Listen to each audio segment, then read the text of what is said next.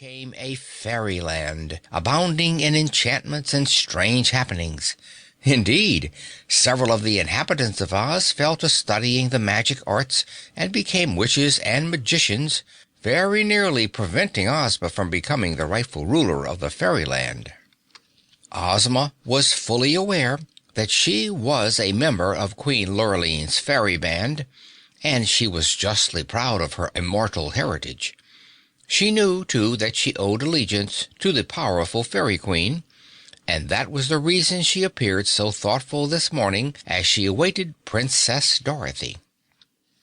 Ozma's reverie was broken by a gentle rap on the open door. Looking up, she saw Dorothy standing in the doorway. "Come in, my dear," said Ozma. "There's something I must discuss with you."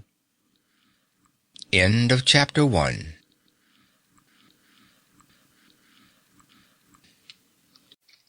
Chapter 2 of The Magic Mimics in Oz by Jack Snow. Chapter 2.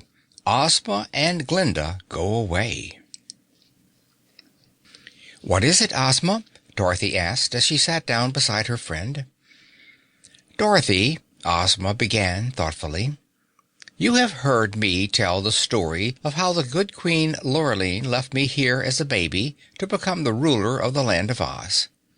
"Of course, Ozma, and how you were stolen by old Mombi the witch and—" "Yes," interrupted Ozma, smiling, "all that is true, but the important fact is that now the day has arrived when I must answer the summons of the great Fairy Queen.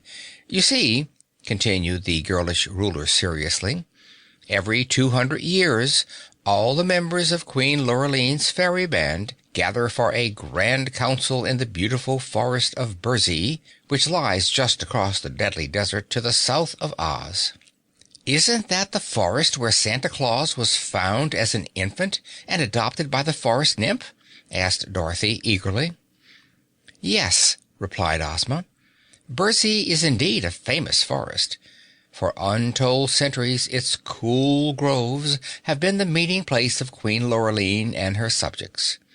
They gather to discuss and plan the work they will do during the next 2 centuries. In the old days," Ozma's voice was musing and thoughtful as she continued, "when mankind was simpler and gentler of nature, it was easier for the fairies to do their good works and to aid the helpless humans. But today, few humans believe in fairies." "The children do," Dorothy suggested. "Yes," said Ozma, "but unfortunately, as the children grow older and become men and women, they forget all they ever knew about fairies. I wish," she added wistfully, "that the men and women of the world would keep a bit of their childhood with them.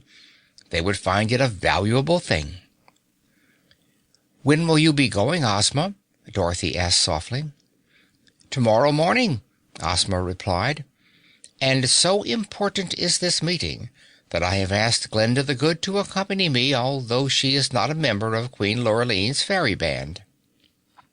"Ozma," said Dorothy seriously, her chin cupped in her hand, "there is one thing I have often wondered about. What did Queen Lurline do after she left you here to become the ruler of Oz?" "There is a story," Ozma began with a faraway look in her eyes, "that after she made Oz a fairyland, Queen Lurline flew away to the land of the Phanfasms, that strange realm lying southeast of Oz, across the deadly desert and bordering the kingdom of the gnomes." "I remember the Phanfasms," Dorothy nodded. "They are the wicked creatures who came with the Gnome King through his tunnel under the deadly desert to conquer Oz." "Yes, and thanks to the wisdom of our famous Scarecrow, we were able to render them harmless," Ozma recalled with a smile. "Did Queen Lurline go to see the Phanfasms after she left Oz?" asked Dorothy. "No," replied Ozma. "It seems that instead of going to Mount Fantastico, where the Phanfasms dwell, Queen Lurline flew to the second of the Twin Peaks, to Mount Illuso, home of the dread Mimics." "I don't remember hearing about the Mimics before.